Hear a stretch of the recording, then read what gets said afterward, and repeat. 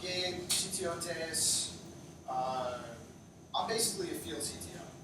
What I do is I go around the country and I work directly with some of the largest Kubernetes clusters in the world, figure out what the problems are, so they can go build software to help fix the problems, typically open source software, and then move on to the next problem. It's kind of what I do day in, day out. So I'm going to talk to you today about one of those problems. And this is a little bit abstract for most people. When I talk to people typically about a service broker, bringing up the concept, people go, what is a service broker and why would I need such a thing? And you, like in the audience, are probably thinking about the same thing. So we're gonna go into that in some detail, and I'm gonna show you a demo of a new thing we got going. So let's start with the premise here. The premise here is no application is an island, right? Every application has a set of dependencies that it relies upon. That's becoming more true as we move into a microservice environment. Now, we've been promised by sort of the container industry that all of the things are going to run in containers. Every single service, every dependency is all going to be packaged. It's going to be running inside the cluster as a container, right? Reality is not really that, right? The reality looks more like this. A bunch of siloed environments, right? You got your Kubernetes stuff, your Amazon stuff, you've got legacy stuff sitting in the closet, you've got a CDN, which is critical to your operational environment, but is not modeled anywhere in terms of your test infrastructure. So what happens with these things today when you try to integrate this stuff is you do the equivalent of taking your service dependency graph and you write it down on Notepad. I have to connect to this endpoint with these credentials, and someone go create an account over there. And then you take that notepad and you basically hand it in to your consuming service as configuration variables, right? And repeat that over and over again across every different service. Go provision more stuff, go take the notepad again and add some more config. And what you wound up with is this massive service dependency graph. Well, the problem with it is that it's all implicit. There was no policy behind it. There is no record of what service is attached to what. You go decommission a service or delete an S3 bucket, and you had no idea that there were applications that were actually consuming that bucket. Total madness right now. Total madness. So you wind up with this problem of how do we manage interconnects across services that aren't all living inside of the cluster. They're not all cloud native, although we might want them to be. We have to manage them nonetheless, right? So those of us who've been working with this problem have, and certainly I believe there's really two parts to solving this. The first part is a service catalog. And the idea here is that every service in your environment, whether it is a container-based service or some Amazon RDS or S3 buckets or a legacy Oracle database in the closet, whatever, you register and enter the catalog for that service, right? That's step one. What do we have, right? What do we have available to developers of the software team? And then the second part is you implement the concept of explicit language, right? When service A needs to talk to service B, that is tracked. Somebody actually asks for that interconnect. And that's a chance for you to implement policy. Can those two services talk to each other?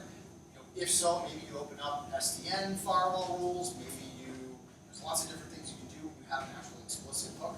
But the net result is that linkage of that service gets persisted down into an actual database of what your service dependency graph looks like, right?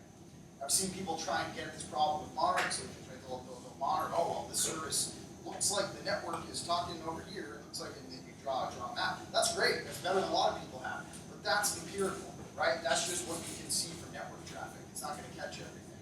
And if you don't have a policy-driven service graph, you're going to have some problems. So the idea here is about trying to bring some order to the chaos that is heterogeneous environments, right?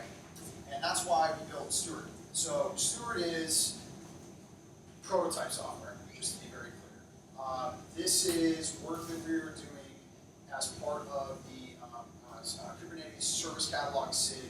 We're also doing it in close alignment with this Cloud Native Computing Foundation working group, which is also working on this effort. There's a lot of people in the industry, in the cloud native industry, who have figured out that this is a problem, and it's especially a problem at scale, and we need to tackle it. We need to tackle it together. So I'm going to show you a little bit about Steward. First, let's talk about the goals of this. So the goals of Steward are: let's make it really stupid easy to expose and consume services in the context of Kubernetes specifically. Let's also decouple service provider from consumer. This is a very, very important point. Okay, when people model service dependencies today, think about an application in a database, right?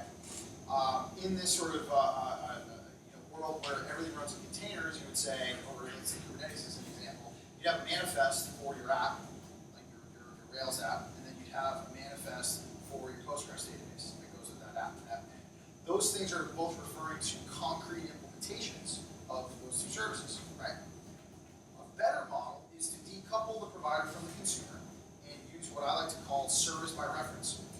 So the idea is you have an application, your Rails app in a container, manifest, and then you have a separate manifest that says, I need a Postgres between version X and version Y. I want 100 gigs, and I want this I/O profile. But you didn't actually say how. You didn't actually say that it was a container or that it was an RDS or whatever. You're leaving that up to basically the catalog to fulfill that service for you, right? And this is a concept that we in this model called a service plane. So, and decoupling the provider from the consumer is really powerful because it allows you to swap out the implementations. The operators of the cluster can decide, well, this is a dev cluster, so I want to use containers because, yeah, maybe they're not super reliable for stateful apps, but, who cares? It's a dev environment. Well, in prod, we're going to be running off, and every service is going to get its own dedicated RDS, right?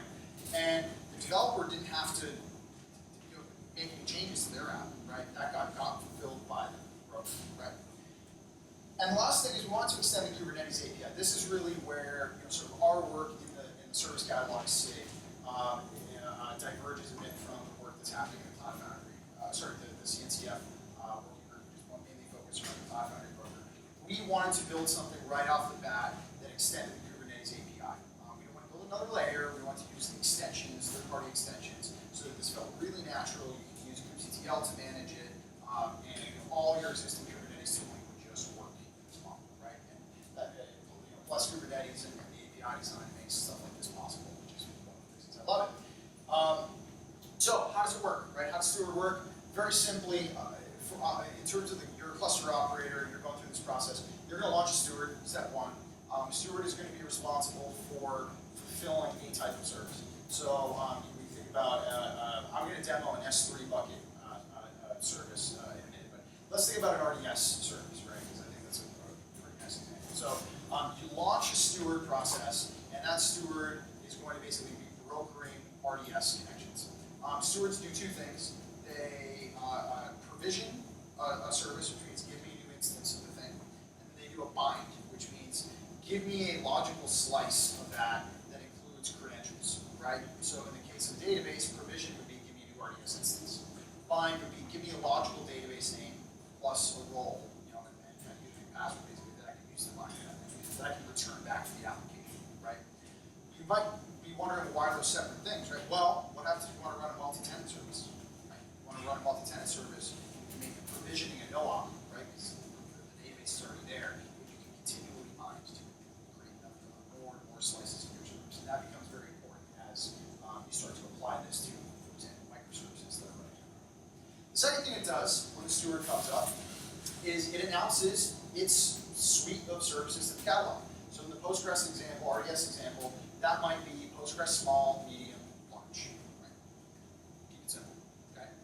Those are now available in the catalog as Kubernetes resources. kubectl get service catalog entries will return Postgres small, medium, large. Those are available for anyone who can has Kubernetes permissions to see and use. The last thing that the Steward is going to do is it's going to watch for service claims on services that it's in the catalog entries that it's designed to handle. And it's the same way that the Kubernetes scheduler works. I don't know how many of you are familiar with Kubernetes scheduler? A little bit, okay. So Kubernetes scheduler, what it's going to do internally is you're going to launch a pod, right? And you're going to create a pod definition. And the scheduler is constantly running and is looking for pods that are not scheduled, that are unbound. And once you there's some pods over there I need to schedule, it's going to go and it's going to create a binding object, which is going to say, all right, this pod, you belong on this host. It creates a binding object that stamps that into existence, right? So that's a pretty important function. We want to model this after the same way that the control loops work. So general flow here is app developer is going to create a claim in their namespace for how to basically model the services that they need references to. The claim is going to reference catalog offering. Steward's going to watch for that thing. And then the last step here is that the claim is going to inject a secret typically into a target namespace, and that's how the application is going to consume the service. Right? Pretty straightforward. Let's actually do it. Right? Okay, so. Kind of complicated demo, so I gotta export some stuff. So you can take a picture of those keys. I'll let you create buckets on my so just to be clear, what those keys are. So we are right now installing the S3 service provider Steward. Okay, and think about what the S3 provider is going to do. Okay, when it provisions, it's going to create a bucket. Okay, when it binds, it's going to create IAM credentials that have access to that bucket and only that bucket. These are admin keys, basically, for the steward to be able to create any bucket and to be able to create IAM keys. And that's the only thing that the IAM allows them to do. So we've got this thing. How many of you are familiar with Helm? Question. Yeah, so we're very it's Helm is Kubernetes package manager, part of Kubernetes. We were one of the lead developers. I'm going to use Helm here to install this demo. So what we're going to do is we're going to install this steward in the cluster with the Helm install. I'm going to override some values there. Go up and look. I overrode the access key and secret key. I'm putting it in the steward namespace and we call it S3 provider. So this thing is now deployed. We dropped the secret, 2 services, deployment, config map in here, right? What's interesting about this demo is this isn't actually part of the demo, but interesting nonetheless. The steward is the thing that's watching the claims, publishing the catalog. The broker, in this case, is actually an off-the-shelf Cloud Foundry service broker that is designed to do S3 bucket provisioning and binding for the Cloud Foundry PaaS. We took an unmodified Cloud Foundry service broker, dropped a steward next to it, and made it Kubernetes-Native. Pretty cool, right? Because this means we can go reproduce this whole thing with all the different Cloud Foundry brokers that are out there in the world today. So very, very cool, and but at the end of the day, implementation detail, right? We have other modes of this where you can just run a Docker container that has bin provision, bin deprovision, bin bind, bin unbind, right? If you implement a Docker container with that interface, you don't need the Cloud Foundry broker API, you can write your own, right? So very, very flexible. All right, so we've got the steward running. Let's prove it. kubectl get service catalog entries. We now have this new type inside Kubernetes. We have a new record in here for the S3 provider. The actual identifier for this today is the plan ID and the service ID. These are GUIDs. Not very friendly for developers to reference a GUID like that, but these are what the Cloud Foundry API provides, and we didn't actually have time. I can still prove the point here without making this run there. In the SIG right now, we're talking about moving to like a federated naming model, something that's going to be easier for developers. Something I talked before about Postgres, small, medium, large. That'd be nice here. Instead, we have 2 GUIDs for type of service and flavor of service. Sorry. Anyway, moving on. Let's move into the app. All right, so we're now putting our developer hat on here, okay? And we're going to jump into the S3 uploader app. This is also a Helm chart, and this is very simple. All this is basically a job that's going to upload something to S3, right? And normally what you do is you package the claim inside of the Helm chart. You treat it as like the group and manifest. I'm going to install the claim separately, so you can just kind of watch. So let's do that. And I'd like to try and get a new line in my copy here so we can try and watch it really fast, so we can catch it before it binds. As you can imagine, the provisioning and binding is basically make bucket on the S3 API and put any IAM credentials. It doesn't take very long for that to happen, but we'll see. So we're going to create the claim, and we're going to create the config map, and we're going to look at it. All right, cool, we got it. Status binding. Okay, so it's in progress, right? And you can see here, if we just cat the claim that we just submitted, all it is all the only things that really matter are the service ID, which is like the type of service, the plan ID, which is like the flavor of the service, as well as the target name, which is the target secret name that we want to create inside of the namespace that this is working in, which is Steward. So boom, so we created a claim, we get it again, you can see that it's bound. Wow, interesting. So did it do what we thought it did, right? So let's flip over to our demo, and let's go into S3, and let's refresh. Look at that, we got a bucket. That's pretty cool. Let's go into IAM. We got an IAM user that has access to that bucket.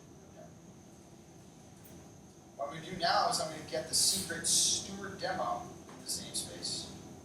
And we can see the data, name, password, and username. The name is the name of the bucket, password is the AWS secret key, username is AWS access, username is AWS access key. Basics, we're going to go into that. That's what you can see. Now, if we take a look inside this app,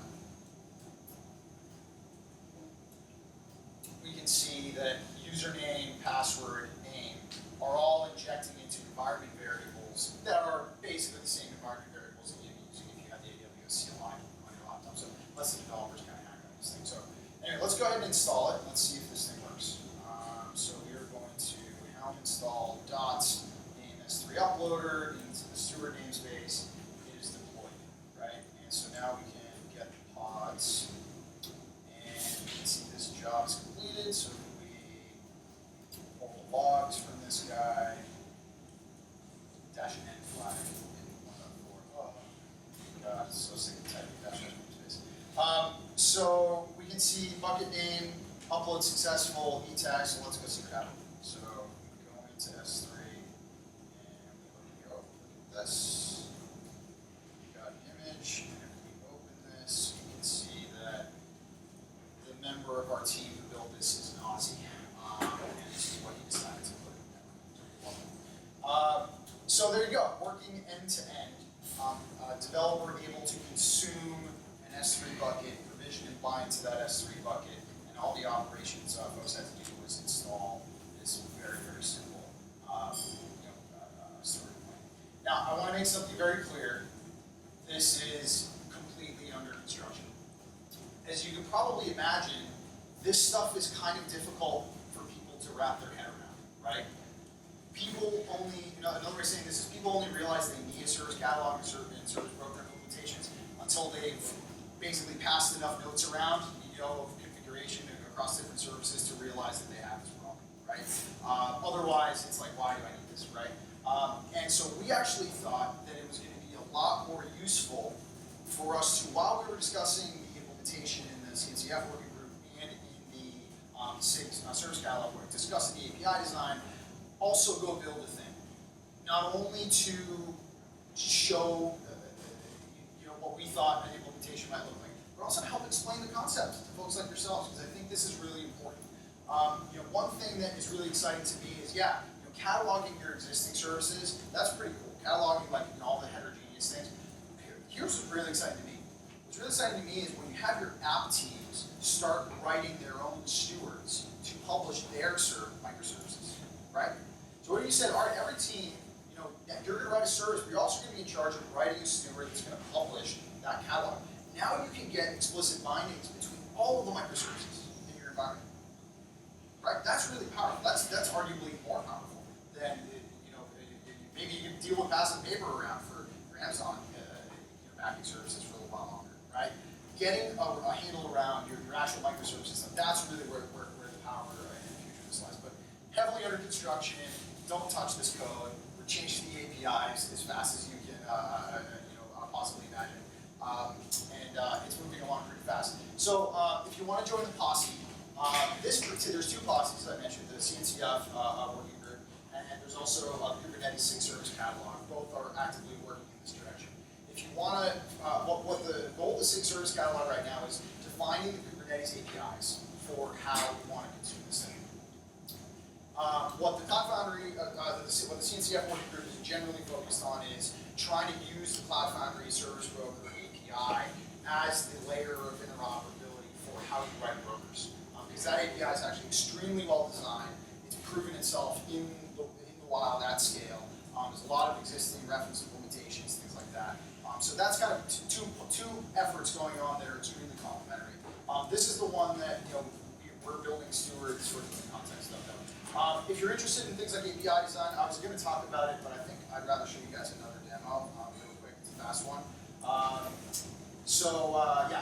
Come join us. It's actually a really good group. It is ourselves, Red Hat, who are doing a lot of work right now.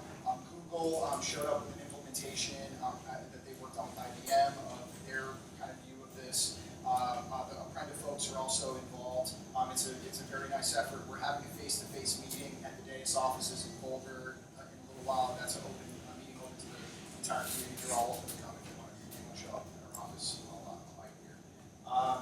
Cool. So that's it. Thank you, everyone. Anyone want to see a demo of a Helm CD pipeline? Yes? I get asked this all the time. It's like, there's basically two things that I see in the wild more than anything that are like blocking adoption and successful Kubernetes. The first is, how do I construct CI pipelines that I can reason about and that are going to be easy for my developers? And the second one is, how do I construct a laptop to production story that my devs can get on? Those two things will come up over and over again. I'm going to show you how easy this can be. I'm going to create a new Jenkins job. And I'm going to call this Grok Hunter. Guess who wrote this demo? We're going to create a multi-branch pipeline. How many of you are familiar with Jenkins, the new Jenkins pipeline stuff? Okay. Very, very cool. Most hosted CI systems these days are driven off of like typically like a YAML file that you put in the repo, right? That kind of drives CI. Jenkins finally got on board with that in the 207 with the Jenkins file. So it's a very similar concept, and that's really what this is doing. So I'm going to hit OK. We're going to go in and add a Git repo to this thing. And I'm going to hit save. And that's it. We're done. How's that sound? That easy enough for you guys?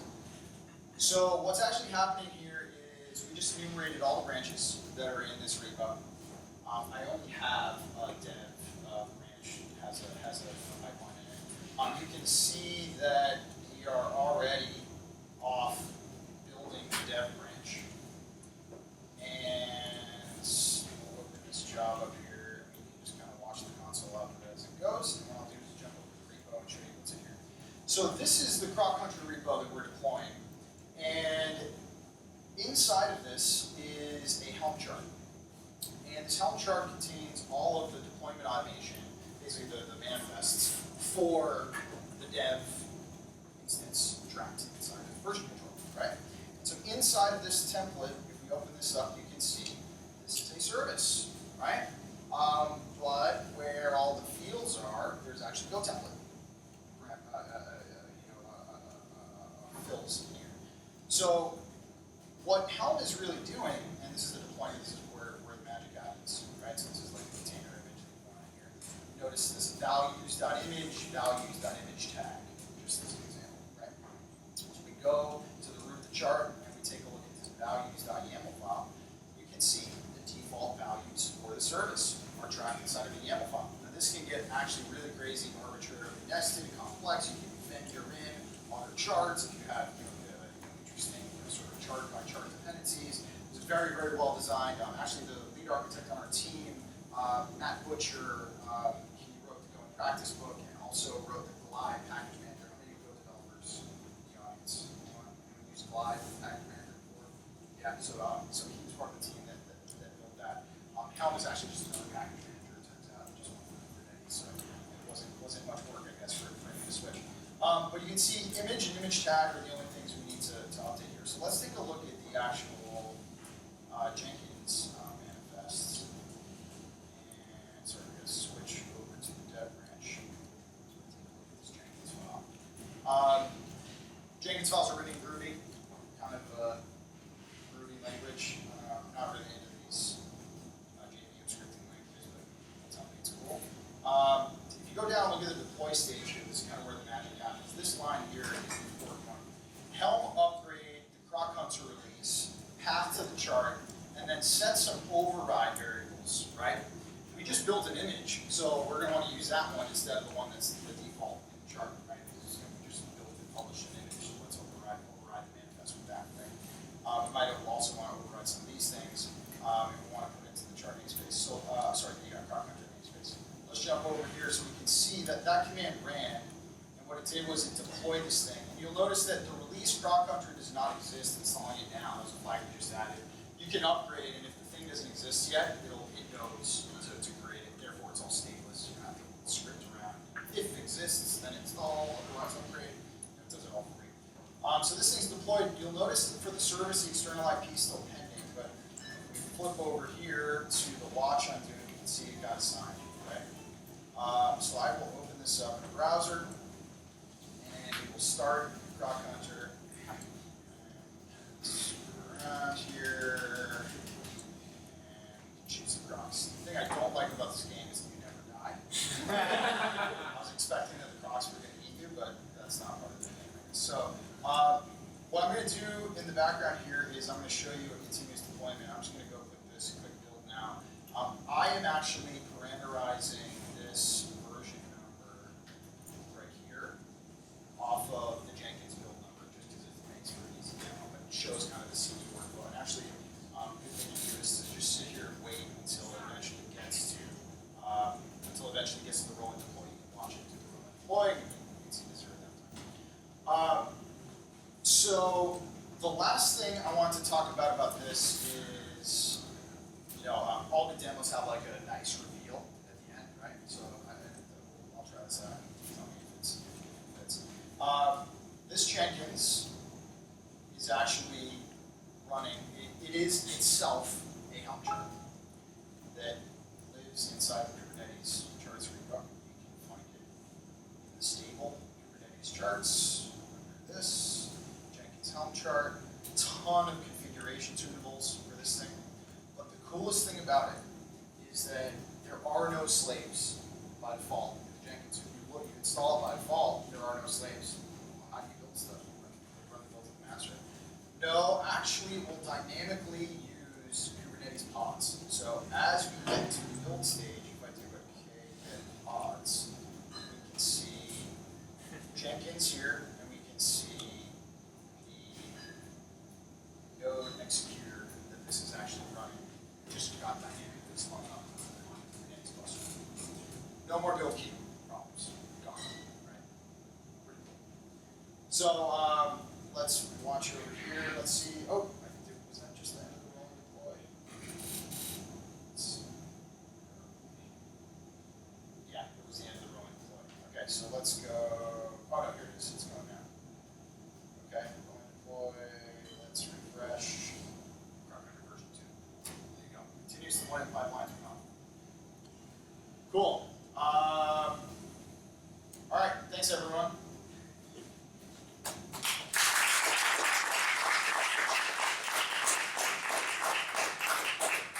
Share this deck with folks. The Deis Steward repo is all that code I was demoing before is all open source. Don't install it. You're just gonna have bad time. It's really fast. But if you want to watch the progress in there, we're rapidly adapting it to what's happening in the SIG. And then also the Kubernetes-Native Service Catalog is a lot of efforts going into that repo to define like API design and stuff. So there's going to be some good places to track. Another thing I wanted to mention, Container Days NYC is coming up November 3rd and 4th. These are the details. That's the link. Again, I'll post these slides to the Meetup page. So you guys can check that out. And then, these are time for questions. Yes? Back to the service broker. What happens if you have an NCD gets attributed and you lose all your NCD state? Can the service broker be attached to existing buckets or ES instances? So if you lose the etcd server, so the way that Kubernetes extensions work is that they're all persisting down to etcd as the data store, right? So another way of asking that question is, if you lose the etcd data store, what happens to the service broker? It's all dead, right? There's no other way. Yeah. If you lose etcd, Kubernetes control plane's dead, right? That's just my definition. Actually, the interesting thing about the failure mode is that all the pods that are scheduled on your data plane will continue running, which is kind of cool. But you won't be able to do the other operations. And then the same is true if you lose more. But then when you bring the master back up, you're starting from a clean NCP. You will, yeah. So you just reattach the existing buckets because you've got these buckets and these databases sitting there. Yes. If you lose the Kubernetes, the way that this is modeled right now, the store for the bindings and all that stuff is the Kubernetes store, which is etcd. If you lose etcd and come up with wing, you lost your history record, you lost your data. So you can't. You can't. It's interesting. The folks over at Google and IBM wrote a version of this that has a separate data store that runs outside. The reasons why they did that weren't what you're describing, but it's an interesting thought exercise. But the way I look at that is that if you lose your Kubernetes cluster, you're going to have a lot bigger problems than just your service registry. You're kind of looking at how to find this. Yes. Can you quickly compare this to maybe the Netflix Eureka project? Oh, not really. I don't know enough about it. I've never, I don't like to comment on stuff that I haven't deployed in a while, so I don't know. I know it's, my understanding is similar goals. A lot of people will roll service registries for different things, but just announcing services that are available isn't the same as managing bindings. And I don't know if Eureka went that far. I just frankly don't know. I do know that most people who will roll like their own homegrown zookeeper-based service catalog, they're just the job of that thing is to announce services for other consumers. It's not to manage interconnects. And I think that managing interconnects is actually the more powerful thing, but we start with that first thing. Right? Yes. Do you see this as more useful for managing generic interconnects like this S3 buckets, or more internal ones like one microservice talking to another one when there's only going to be that one type of microservice because you custom build both ends? I mean, I think it totally depends on your use case, right? Like all these things depend. Like if you have only one data store, like you don't have this problem, right? Like you're probably better off not dealing with complexity. I mean, don't get me wrong. There's moving parts here. Like you're not going to want just for the same reason you might not want Kubernetes because there's too many moving parts. You might also not want a service catalog and service broker implementation, right? You need to have the problem before the stuff matters, right?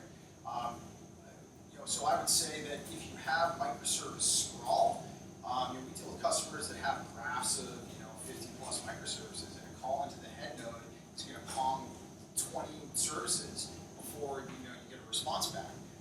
It's kind of important to know that if you're going to go deprecate or perform some scary maintenance on this service, who might you be impacted, right? That's pretty important to know, right?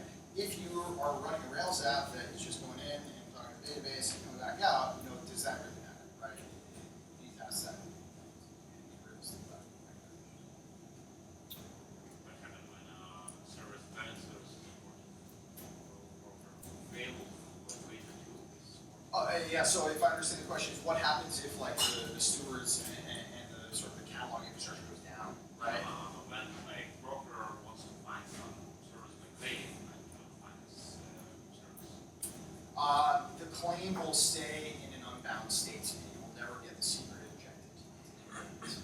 So it's important to, and that actually brings up another sort of just hygienic practice for Kubernetes is you want to make sure that your services are hardened against all different kinds of failure cases, including the secret that you may be depending on not existing, right? And that's one that people may not be doing today, right? You're just going to assume some of these things are created and available to them.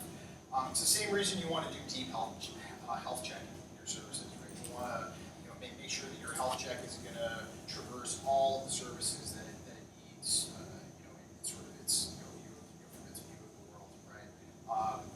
Similar sort of concept here. Will balance of the service will get a message or like no log find anything or Right now, we haven't gone to any messaging. Right now, basically, the handoff is you got credentials or you didn't get credentials, right?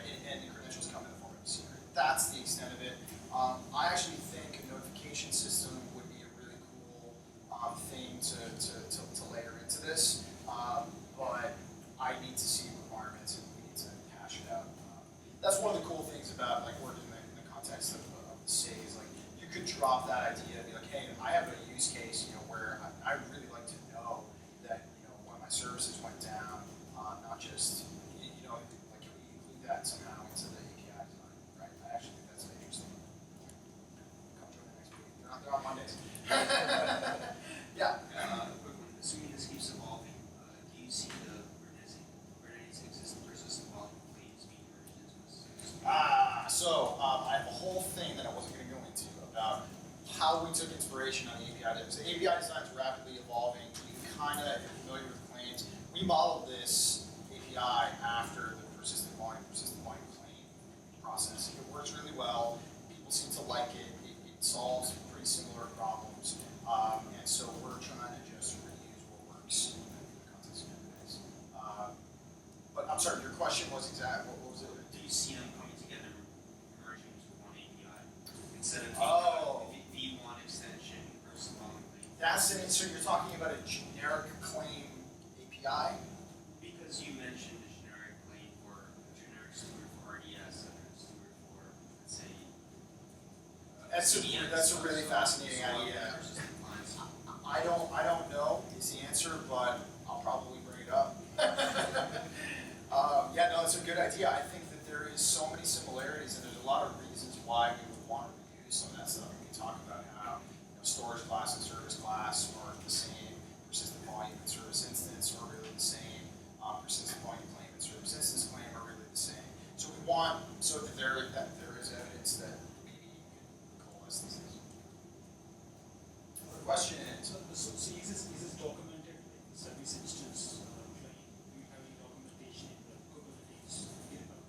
Yeah, so there's documentation all over the place. We have, you're going to want to check out these two repos. So one of the things we're also trying to do, I didn't actually cover this, are you guys familiar with ingress, the concept of ingress and ingress controllers? Are you familiar with ingress controllers?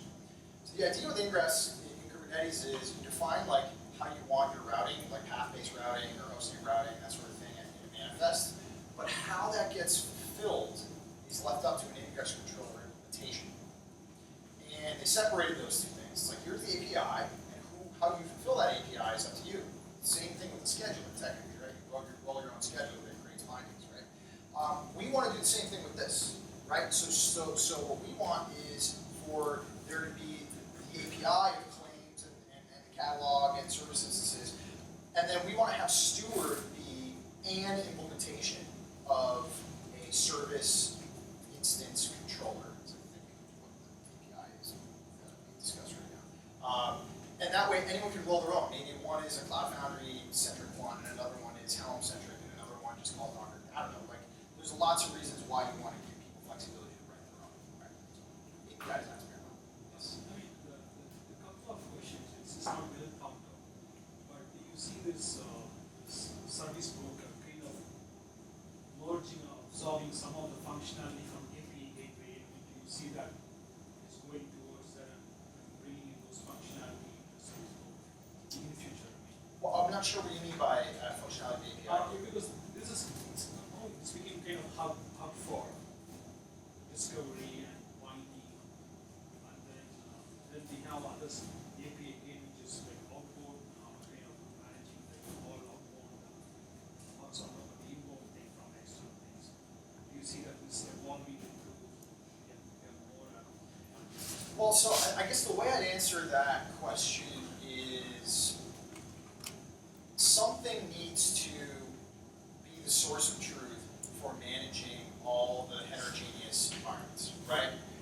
And I think Kubernetes makes the most sense. I think the API design facilitates that the best. I think over time, it's going to be the center of gravity for most of the workloads that are going to be running. And I think that having a separate subsystem to manage this stuff, to me, is awkward, but, that's my opinion, right? I like the idea of running this stuff inside, of Kubernetes, if that means taking in, features that are, other, related technologies are doing and rolling that into the service, catalog and gateway implementation. I don't know. I think we're honing in. We're getting pretty close to the API design right now. So if we are talking about strays from that, it's probably not. But